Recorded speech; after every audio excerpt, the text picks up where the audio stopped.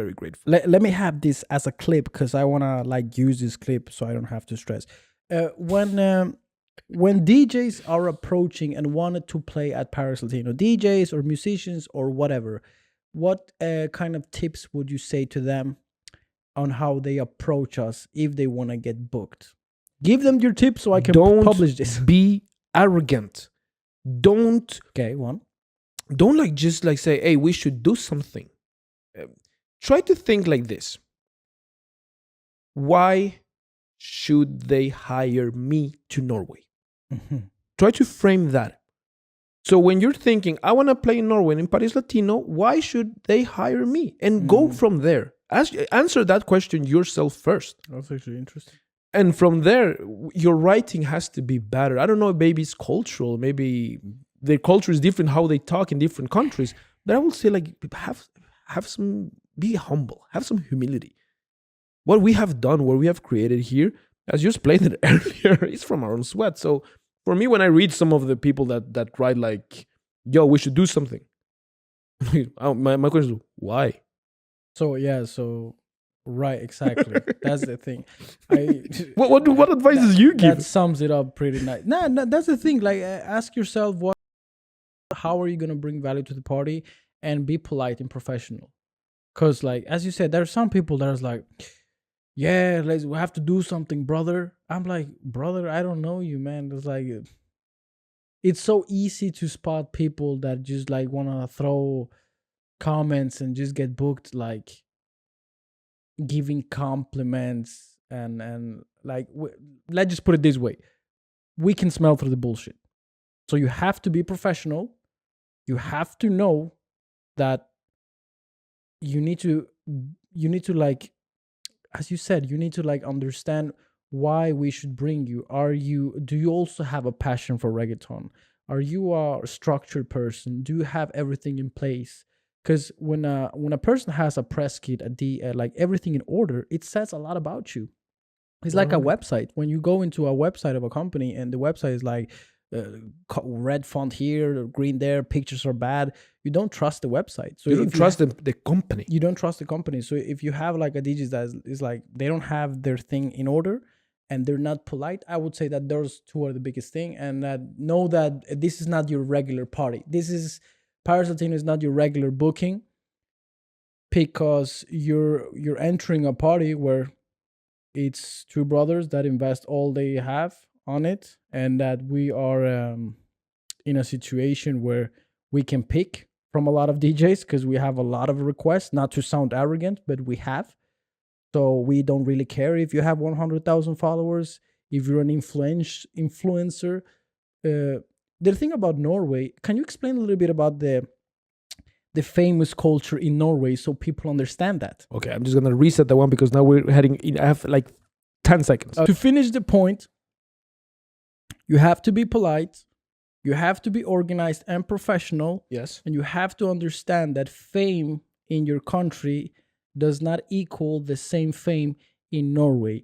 So to the people that say, yeah, but my DJ has 100,000 followers, you should book them or her, because normally it's a her with the influencer DJ stuff.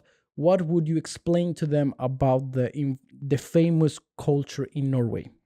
Let me see if I got your question correctly. But like, okay, so you're famous, let's say, in Spain. The regular people in Spain or Latin America or Europe, when they see a famous person, and then you have in Norway when the Norwegian people see a famous person. Okay, that way, like, yeah. Okay.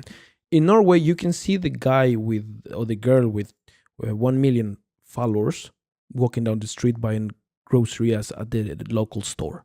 And you will not even say hi to the person. Most times people are just like, okay, I'm just going to walk by. I don't want to, either is because you don't want to interrupt what they're doing, you don't want to be annoying, because that's the one thing Norwegian people don't want to be, is annoying. Right. Let me give you another example just to bring the ball home. Like in the buses, in other countries, you sit down where there's a free seat, so you can grab a conversation with somebody. Like, yo, what you doing? What today? You don't know the person, but you start a conversation. In Norway, we have a different culture. People are very selective. Like, now it's my space. I'm not talking with people like here and there. Mm-hmm. So in that sense, if you are famous, if you have the 100,000 followers on Instagram, understand that doesn't play shit in Norway, because most of the followers that you could reach are not in Norway. So for us too, when you try to come from the angle that my DJ is famous, understand that Norway is not necessarily a place where Where people go for DJs. Yes.